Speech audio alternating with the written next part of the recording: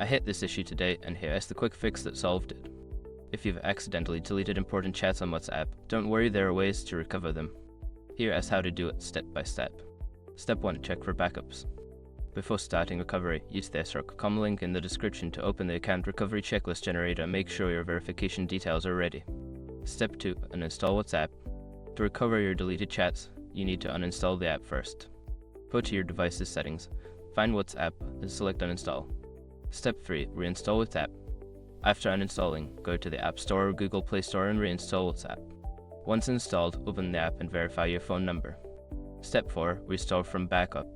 During the setup process, WhatsApp will prompt you to restore your chat history from the backup. Tap on the Restore button to recover your deleted chats. Step 5. Confirm recovery. Once the restoration is complete, check your chats to confirm that the deleted messages are back. If you had a backup from a specific date, only chats from that date will be restored. Keep in mind that if you didn't have a backup, recovering deleted chats may not be possible.